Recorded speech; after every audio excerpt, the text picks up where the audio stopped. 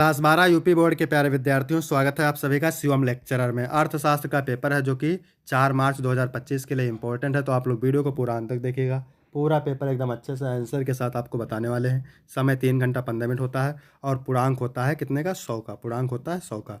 यहाँ पर थोड़ा सा निर्देश देख लेते हैं। निर्देश में क्या है? प्रारंभ के 15 मिनट परीक्षार्थियों को पेपर पढ़ने के लिए निर्धारित है। सभी प्रश्न अनिवार्य हैं।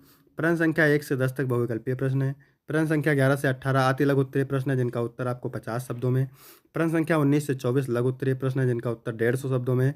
और प्रश्न संख्या 25 से 27 विस्तृत उत्तरीय प्रश्न है जिनका उत्तर आपको 300 शब्दों में देना है। सभी प्रश्नों के निर्धारित अंक उसके सामने अंकित हैं। तो सभी लोग वीडियो को कर देंगे लाइक, चैनल पर नए होंगे चैनल को सब्सक्राइब कर देंगे, शेयर कर देंगे। चलिए शुरू करते हैं। सबसे पहले बहुविकल्पीय प्रश्न। इसमें मेरे प्यारे बच्चों प्रश्न नंबर 1 है, बेरोजगारी से संबंधित मुद्दों का अध्ययन किया जाता है। व्यष्टि स्तर पर, समष्टि स्तर पर, व्यष्टि के साथ समष्टि स्तर पर, इनमें से कोई नहीं। तो बेरोजगारी से संबंधित मुद्दों का अध्ययन किया जाता है समष्टि स्तर पर। था ऑप्शन करेक्ट हो जाएगा। इसके बाद दूसरा प्रश्न है, निम्नलिखित में से कौन एक अनाधिमान वक्र का सही विशेषता है? तो अनाधिमान वक्र की सही विशेषता है, अनाधिमान वक्र सदैव ऊपर बाईं ओर से नीचे दाहिनी ओर ढलवा होते हैं। आपका था ऑप्शन करेक्ट हो जाएगा। अगर आपको इसका पीडीएफ चाहिए तो डिस्क्रिप्शन में टेलीग्राम की लिंक मिल जाएगी, वहाँ से ज्वाइन कर लेंगे, आपको पीडीएफ मिल जाएगी। और इम्पॉर्टेंट क्वेश्चन है सारे, तो इनको आप तैयार करेंगे। डेल्टा अक्षर दर्शाता है वृद्धि, कमी, परिवर्तन या शून्य। तो परिवर्तन दर्शाता है। डेल्टा जो अक्षर होता है ये क्या दर्शाता है? परिवर्तन। इसके बाद प्रश्न नंबर 4 है, औसत लागत। औसत लागत अंग्रेजी वर्णमाला के निम्नलिखित अक्षर यू के आकार का होता है। ठीक है, औसत लागत अंग्रेजी वर्णमाला के किस आकार का होता है? तो यू के आकार का होता है। आपका का ऑप्शन बिल्कुल सही हो जाएगा। ठीक है, इसके बाद है प्रश्न नंबर 5। ये क्या कह रहा है? अनिवार्य वस्तुओं की मांग की कीमत लोच होती है, 1 से कम होती है। अनिवार्य वस्तुओं की मांग की कीमत लोच होती है 1 से कम। इसके बाद 6 नंबर है, the general theory of employment, interest और मनी के लेखक का नाम है। Marshall, Adam Smith, Fisher, Keynes.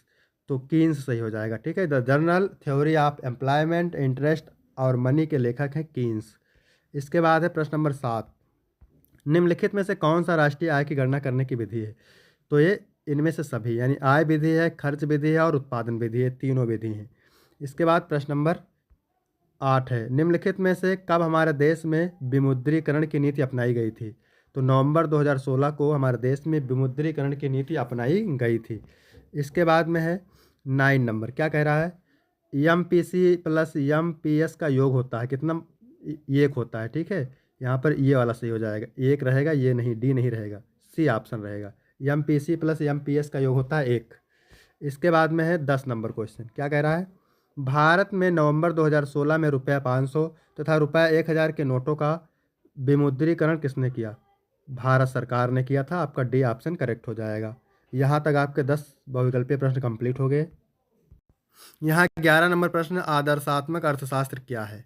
तो आदर्शात्मक अर्थशास्त्र अर्थशास्त्र का वह हिस्सा है जो मानक बयानों से संबंधित है। यह निष्पक्षता के विचार पर केंद्रित है और अर्थव्यवस्था के परिणाम या सार्वजनिक नीति के लक्ष्य क्या होने चाहिए उस पर निर्भर है।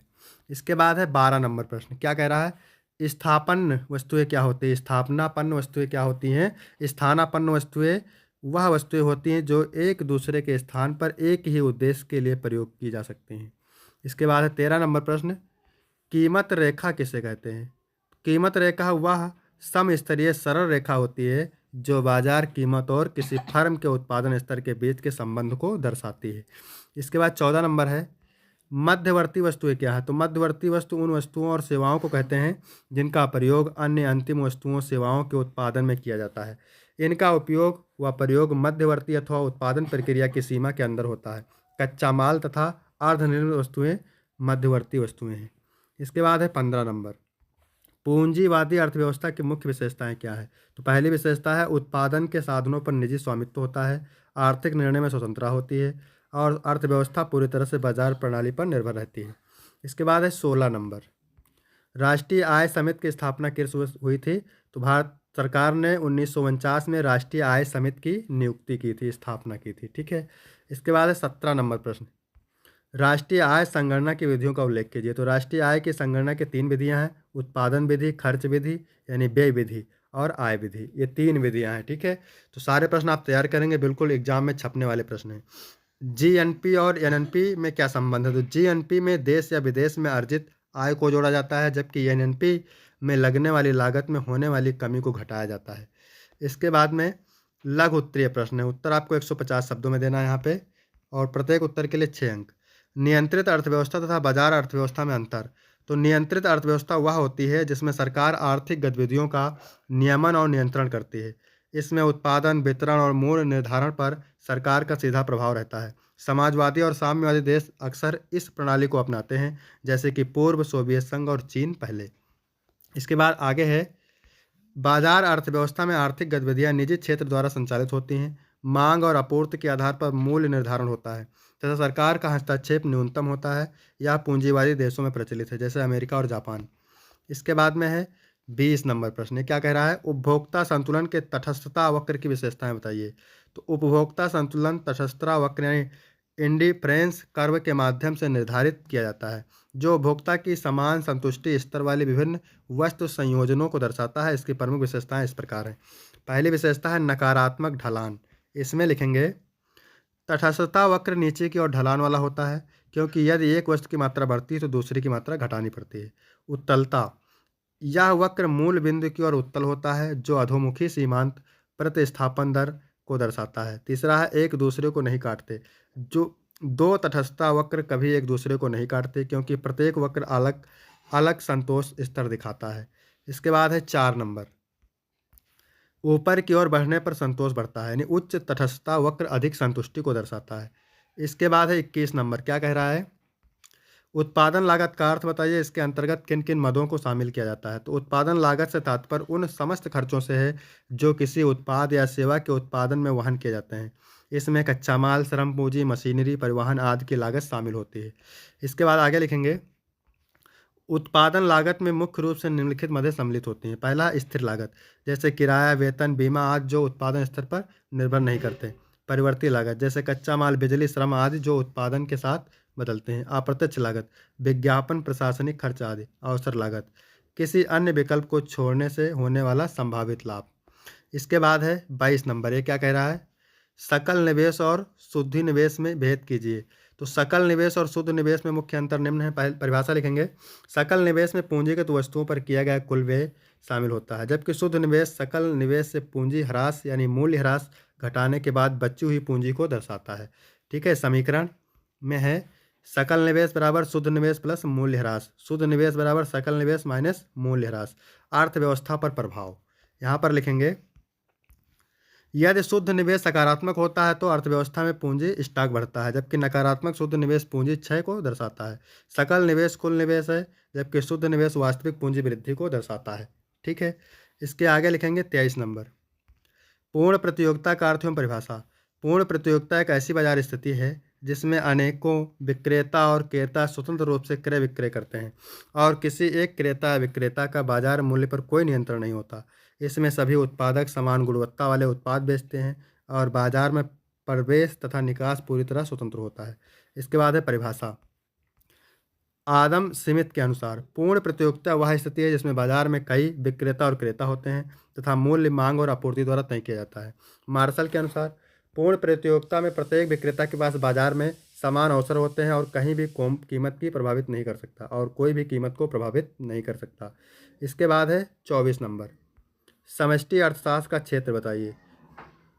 समष्टि अर्थशास्त्र अर्थशास्त्र की वह शाखा है जो संपूर्ण अर्थव्यवस्था के व्यापक पहलुओं का अध्ययन करती है। यह राष्ट्रीय आय, मुद्रास्फीति, बेरोजगारी, आर्थिक विकास, मुद्रा नीति और राजकोषीय नीति जैसे विषयों को शामिल करता है। समष्टि अर्थशास्त्र का क्षेत्र, इसमें लिखेंगे, राष्ट्रीय आय, सकल घरेलू उत्पाद जीडीपी और राष्ट्रीय आय की गणना किया जाता है। इसमें मुद्रास्फीति और मंदी, मुद्रा आपूर्ति, कीमतों में उतार चढ़ाव का अध्ययन होता है। बेरोजगारी दर और उसके प्रभाव, आर्थिक नीतियाँ, मौद्रिक और राजकोषीय नीति का प्रभाव, आर्थिक विकास, दीर्घकालिक विकास दर और योजनाएं। इसके बाद आगे लिख देंगे, समष्टि अर्थशास्त्र संपूर्ण अर्थव्यवस्था के संतुलन और स्थिरता का विश्लेषण करता है। इसके बाद है दीर्घ उत्तरीय प्रश्न। ठीक है, प्रत्येक उत्तर 10 अंक का है। तो 25 नंबर प्रश्न क्या कह रहा है? प्रत्यक्ष तथा अप्रत्यक्ष कर में अंतर। प्रत्यक्ष कर और अप्रत्यक्ष कर में निम्न अंतर है। प्रत्यक्ष कर और अप्रत्यक्ष कर में मुख्य अंतर्भुगतान की प्रकृति और कार्यभार वहन करने वाले व्यक्ति पर निर्भर करता है। ठीक है। प्रत्यक्ष कर में लिखेंगे, प्रत्यक्ष कर वह कर होता है जिसे करदाता सीधे सरकार को अदा करता है और इसका भार वह स्वयं वहन करता है। विशेषताएं, यह आय संपत्ति पर लगाया जाता है। करदाता और कर भार वहन करने वाले व्यक्ति एक ही होता है। इसकी दरें आय और संपत्ति के अनुसार तय होती है। उदाहरण के लिए आय कर, संपत्ति कर और निगम कर। इसके बाद है अप्रत्यक्ष कर। इसमें लिखेंगे, अप्रत्यक्ष कर वह कर होता है जिसमें कोई अन्य व्यक्ति सरकार को अदा करता है लेकिन इसका बोझ अंतिम उपभोक्ता पर पड़ता है। विशेषताएं, यह वस्तुओं और सेवाओं पर लागू होता है। करदाता और कर भार वहन करने वाला व्यक्ति अलग अलग होते हैं। यह उपभोक्ता पर आधारित कर होता है। उदाहरण के लिए है वस्तु एवं सेवा कर, उत्पाद शुल्क, सीमा शुल्क। मुख्य अंतर, संक्षेप में प्रत्यक्ष कर आय और संपत्ति पर लगता है जबकि अप्रत्यक्ष कर उपभोग पर आधारित होता है। प्रत्यक्ष कर और अप्रत्यक्ष कर में मुख्य अंतर भुगतान की प्रकृति और कर भार वहन करने वाले व्यक्ति पर निर्भर करता है। इसके बाद है अथवा करके दिया हुआ, क्योंकि इसमें दो पूछता है, आपको एक करना रहता है। सेक्टर मॉडल में राष्ट्रीय आय निर्धारण की व्याख्या कीजिए। इसके बाद है 26 नंबर, ये क्या कह रहा है, न्यून मांग क्या है, इसके प्रमुख कारणों पर प्रकाश डालिए। न्यून मांग का अर्थ एवं कारण। न्यून मांग वह स्थिति होती है जब किसी अर्थव्यवस्था में कुल मांग उपलब्ध वस्तुओं और सेवाओं की आपूर्ति से कम होती है। यह स्थिति आर्थिक मंदी और बेरोजगारी को जन्म देती है जिससे उत्पादन और आर्थिक विकास प्रभावित होता है। न्यून मांग के प्रमुख कारण, कम उपभोक्ता व्यय। इसमें लिखेंगे, यदि लोगों की आय घट जाती है तो वे बचत बढ़ा देते हैं तो उनकी क्रय शक्ति कम हो जाती है जिससे मांग घटती है।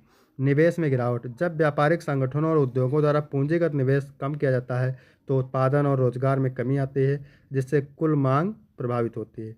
इसके बाद है सरकारी आय में कमी, सरकारी व्यय में कमी। यदि सरकार अपने खर्चों में कटौती कर देती है तो बाजार में मुद्रा प्रवाह कम हो जाता है और मांग घट जाती है। उच्च कर दरें, यदि सरकार प्रत्यक्ष या अप्रत्यक्ष कर बढ़ा देती है तो लोगों की आय और क्रय शक्ति कम हो जाती है जिससे मांग में गिरावट आती है। मुद्रा की आपूर्ति में कमी, यदि केंद्रीय बैंक द्वारा बाजार में मुद्रा आपूर्ति कम कर दी जाती है तो ऋण महंगा हो जाता है और उपभोग घट जाता है। इसके बाद है भविष्य को लेकर अनिश्चितता, यदि उपभोक्ताओं और निवेशकों को भविष्य में आर्थिक मंदी का डर होता है तो वे खर्च करने से बचते हैं जिससे मांग कम होती है। इसके बाद है अथवा करके दिया हुआ है, क्या दिया हुआ है, गुणक का क्या होता है, गुणक क्या होता है। ठीक है, गुणक क्या होता है, इसकी क्रियाविधि को एक उदाहरण से समझाइए। फिर 27 नंबर है, राजस्व बजट तथा पूंजी बजट में अंतर स्पष्ट कीजिए। राजस्व बजट प्राप्तियां तथा खर्चा का वर्णन कीजिए। ठीक है, अथवा करके दिया हुआ है, पूंजी खाता क्या है, विस्तृत विवेचना कीजिए। तो पूंजी खाता, परिचय देखेंगे। पूंजी खाता किसी देश के भुगतान संतुलन का एक प्रमुख घटक होता है जो विदेशी परिसंपत्तियों और देनदारियों में होने वाले वित्तीय लेन देन का रिकॉर्ड करता है। यह दर्शाता है कि किसी देश में विदेशी निवेश कितना आ रहा है और देश से बाहर कितना जा रहा है। फिर आगे लिखेंगे पूंजी खाते के घटक। पहला घटक है प्रत्यक्ष विदेशी निवेश। यह कोई विदेशी कंपनी किसी देश में दीर्घकालिक निवेश करती है, जैसे कारखाने स्थापित करना। उदाहरण के लिए टेस्ला का भारत में मैन्युफैक्चरिंग प्लांट लगाना। इसके बाद है दूसरा विदेशी पोर्टफोलियो निवेश। जब विदेशी निवेशक किसी देश के शेयर बाजार, ब्रांड या अन्य वित्तीय संसाधनों में निवेश करते हैं, यह अल्पकालिक निवेश होता है। इसके बाद है ऋण और उधारी। जब सरकार या निजी कंपनियां विदेशी कर्ज लेती हैं या देती हैं, उदाहरण के लिए भारत सरकार द्वारा विश्व बैंक से लिया गया ऋण। फिर है विदेशी मुद्रा भंडार, किसी देश के केंद्रीय बैंक द्वारा विदेशी मुद्रा और स्वर्ण भंडार में किया गया परिवर्तन। इसके बाद है अप्रतिदेय अनुदान, स्थायी संपत्ति खरीदने या बेचने से संबंधित अनुदान होता है। फिर है पूंजी खाता संतुलन और महत्व।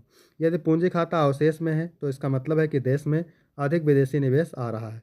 ठीक है, यदि यह घाटे में है तो इसका अर्थ है कि देश से पूंजी बाहर जा रही है। ठीक है, तो यहाँ तक वीडियो कंप्लीट होता है। वीडियो कैसा लगा, वीडियो अच्छा लगा तो वीडियो को लाइक करेंगे, चैनल को सब्सक्राइब करेंगे। धन्यवाद।